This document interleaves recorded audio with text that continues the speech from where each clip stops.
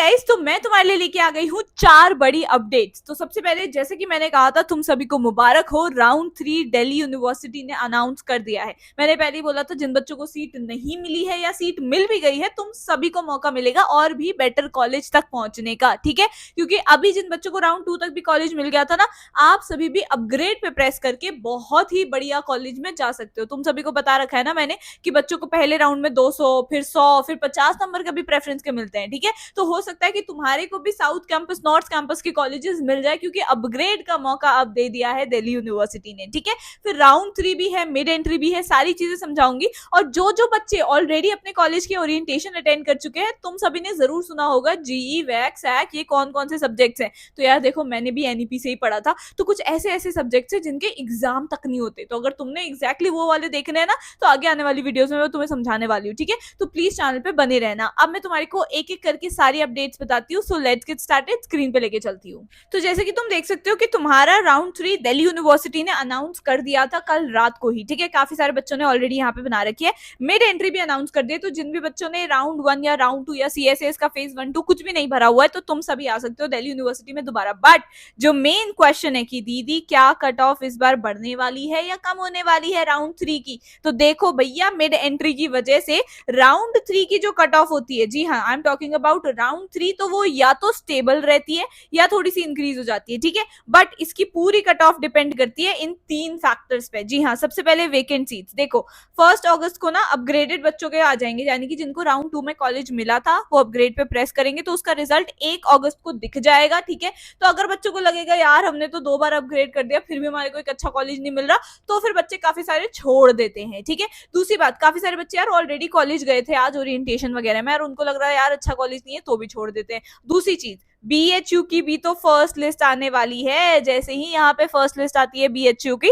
और बच्चों को उधर अपना कोर्स मिल जाता है, तो यहाँ से छोड़ के चले जाते हैं डीयू से, ठीक है। ये मैं पिछले 4 साल का डेटा बता रही हूँ, मैं खुद डीयू से पढ़ी हूँ। प्लीज चैनल को सब्सक्राइब करो, क्योंकि मैं तुम्हारे को सारी चीजें बताती हूँ, क्योंकि मैंने खुद सीयूईटी दिया है, खुद एनईपी वाली बच्ची हूँ, ठीक है। तो आई नो योर दुख एंड एवरीथिंग, ठीक है, इसीलिए कह रही हूँ, ठीक है। ये वेकेंट सीट्स पे डिपेंड करता है। उसके अलावा दूसरा फैक्टर है न्यू रजिस्ट्रेशन। कितने रजिस्ट्रेशन आते हैं मिड एंट्री में, वो भी डिपेंड करेगा। अगर बहुत ही सारे आ गए और सबके मार्क्स भी बहुत अच्छे हैं, तो यार कट ऑफ ऊपर हो जाएगी, ठीक है। सिंपल सी बात है, कट ऑफ फिर ऊपर जाएगी। बट अगर बहुत कम रजिस्ट्रेशन आते हैं एंड उन बच्चों की भी ऐसे कम ही मार्क्स हैं, जैसे अगर 400, 500 ऐसे मार्क्स हैं, तो भैया कट ऑफ नॉर्मल भी रह सकती है, नीचे भी आ सकती है, ठीक है। बट वही डिपेंड करता है कि कितना है। अगर कॉम्पिटिशन बढ़ जाएगा मिड एंट्री से, तो फिर तो यार यही चीज है। अब तुम में से काफी सारे स्टूडेंट्स ऑलरेडी दिल्ली आ चुके हैं और मुझसे बोल रहे हैं ओरिएंटेशन वगैरह अटेंड करने के बाद, यार दीदी हमारे तो हॉस्टल वगैरह है ही नहीं कॉलेजेस में, ठीक है। तो मैंने तुम्हें पहले ही बोला था, हर डीयू के कॉलेज में हॉस्टल अवेलेबल नहीं है, ठीक है। तो अगर तुम बाहर से आ रहे हो दिल्ली से और नॉर्थ कैंपस तुम्हें मिल चुका है, तो कांग्रेचुलेशंस। इस पर्टिकुलर नंबर पे डीयू इनको कांटेक्ट कर लो, ठीक है। क्योंकि अगर बॉयज पीजी, गर्ल्स पीजी जो भी चाहिए, तुम फटाफट से कांटेक्ट कर लो। बॉयज पीजी में तो यहाँ पे सबसे ज्यादा ऑप्शंस अवेलेबल है डीयू इनके पास नॉर्थ कैंपस के, ठीक है। बहुत अलग अलग टाइप की वेरायटी, तुम्हारा अफोर्डेबल है चाहे बजट, या फिर तुम्हारे को लग्जरी चाहिए, सब कुछ मिल जाएगा यहाँ पे, ठीक है। Apart from that CCTV camera है, बायोमेट्रिक्स है, सेफ्टी सिक्योरिटी पूरी है, ठीक है।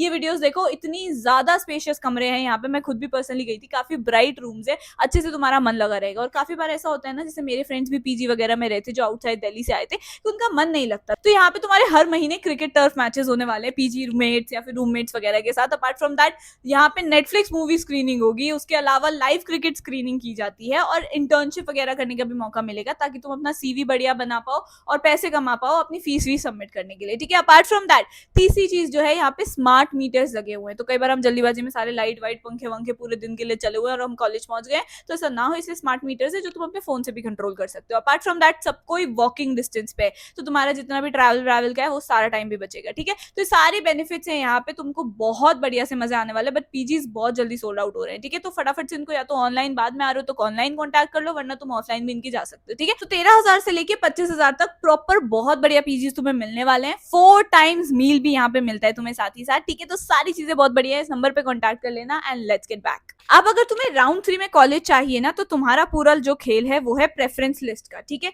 सबसे पहले यहाँ पे तुम्हें और भी प्रेफरेंसेस ऐड करने का मौका दिया, जैसे एडिट बोला हुआ है, ठीक है, तो ऐड करने का मौका मिले तो प्लीज ऐड करना।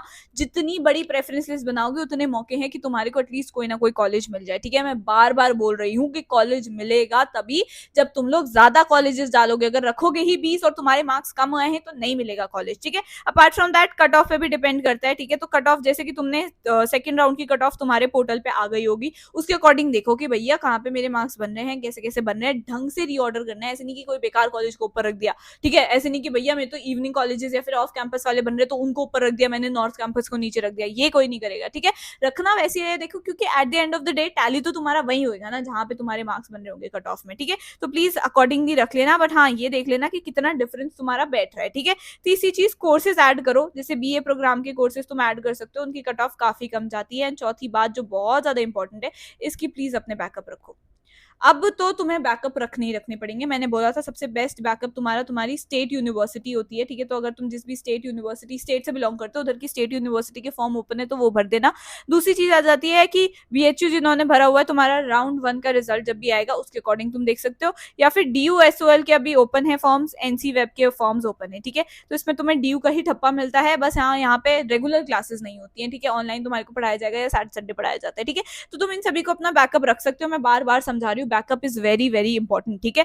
तो यहाँ पे मैंने तुम्हें सबसे पहले बता देती हूँ, इन्होंने थोड़ा सा कॉम्प्लिकेटेड सा बना रखा है कि यहाँ पे जिन भी बच्चों को अपग्रेड यानी फर्स्ट और सेकंड राउंड के बाद जिन बच्चों को अपग्रेड का ऑप्शन दिख रहा था ना, जो सेकंड राउंड के रिजल्ट के बाद अपग्रेड का, तो उसका रिजल्ट तुम्हारे को 1 अगस्त को यहाँ पे दिख जाएगा, ठीक है। 1 अगस्त को उसका आ जाएगा, साथ ही साथ तुम्हारा राउंड 1 निकालेंगे ये वार्ड कोटा का, ठीक है। तो ये दोनों चीजें साथ में 1 अगस्त को हो रही होगी, फिर इनकी पूरी डॉक्यूमेंट वेरिफिकेशन ये है वो है सब चलेगा। फिर इन्होंने मिड एंट्री खोलने का प्लान किया है 3 अगस्त को। ये 3 अगस्त से लेके 5 यानी कि 2 दिन का टाइम यहाँ पे दिया गया है मिड एंट्री वाले स्टूडेंट्स को। तो अगर CSAS फेज 1 2 या रिजेक्ट हो गए थे तुम लोग किसी भी रीजन की वजह से, सब्जेक्ट मैपिंग, डॉक्यूमेंट वेरिफिकेशन, तो प्लीज जाके मिड एंट्री में जा सकते हो, करेक्ट करने का तुम्हें मौका मिलेगा। तुम्हारी प्रेफरेंसेस भी तुम फिर यहाँ पे करेक्ट कर पाओगे, साथ ही साथ डॉक्यूमेंट्स भी यहाँ पे कर पाओगे, प्लस जो तुम्हारा सब्जेक्ट मैपिंग है वो भी, ठीक है।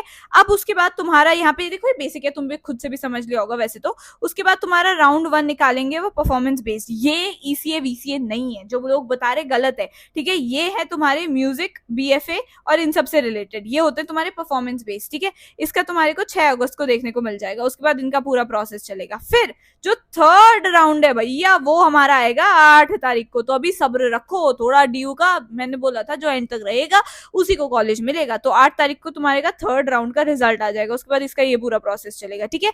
वहीं पर ही साथ साथ 9 तारीख को तुम्हारे ECA, CW और स्पोर्ट्स वाले बच्चों को मिल जाएगा। एंड सेकेंड राउंड भी तुम्हारा 10 तारीख को एलोकेट कर दिया जाएगा CW वालों का, ठीक है। तो जिस भी कोटा से हो तुम, अगर वार्ड कोटा वाले हो तो तुम यहाँ देखो, ठीक है। CW नहीं, वार्ड कोटा सॉरी, यहाँ पे, ठीक है। और CW, EC और स्पोर्ट्स वाले हो तो यहाँ देखो। नॉर्मली कोई कॉलेज नहीं मिला है तो यहाँ देखो, ठीक है। सारे बच्चों के लिए उन्होंने प्रॉपरली लिख के दे दिया है, तुम्हारे को कोई भी घबराने की यहाँ पे जरूरत नहीं है, ठीक है। अभी ये तो फिर भी ठीक है, इसके अलावा तो बाद में यार स्पॉट राउंड भी आने के चांसेस होते हैं, ठीक है। स्पॉट राउंड अभी तक इन्होंने नहीं बताया हुआ है।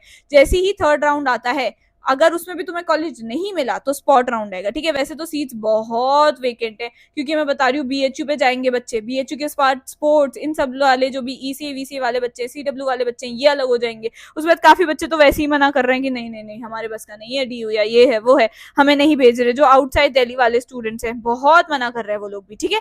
तो भाई आप सभी को समझना है कि एंड तक रहोगे DU की जंग में तो तुम्हें कॉलेज मिलेगा, क्योंकि बहुत सारी जो सीट्स हैं हमारी वो हो रही है वेकेंट, ठीक है। मैंने थोड़ा गंद मचा दिया, but I hope I am able to clarify कि मैं क्या कहना चाह रही हूँ कि सीट्स वेकेंट रहेंगी अगर एंड तक रहोगे तो, ठीक है। कॉलेज मिलेगा तुम लोगों को, बट जिसको ऑलरेडी मिल चुका है, तुम लोगों के लिए जो ये सबसे बड़ी दुविधा तुमने ओरिएंटेशन में जरूर सुनी होगी, ये GE, वैक, सेक, AEC, ये सब क्या है दीदी, हमें समझ नहीं आ रहा है। तो कौन सा GE तुम कॉमर्स वालों के लिए अच्छा है, ठीक है। कौन सा वैक अच्छा है जिसका एग्जाम ही नहीं होता है, सेक का भी एग्जाम ही नहीं होता है, AEC हिंदी लें, EVS भी पढ़नी पड़ेगी क्या आप दीदी हमें? कॉलेज में जाके, ये सभी चीजें मैं तुम्हें नेक्स्ट वीडियो में समझाऊंगी। जैसे कि मैंने बोला था A to Z साथ दूंगी तुम्हारा, कॉलेज में पहुंच के भी इंटर्नशिप सब बताऊंगी। तो पहले प्लीज हर एक बच्चा चैनल को सब्सक्राइब कर लेगा। तो आई होप तुम्हारी कोई सारी अपडेट्स ढंग से समझ आ गई होंगी। ऑल द वेरी बेस्ट, तुम सभी को कॉलेज मिलेगा ड्यू में, और जिन जिनका फर्स्ट डे हो चुका है ऑलरेडी कॉलेज में, उनसे बताओ यार ओरिएंटेशन में क्या क्या हुआ।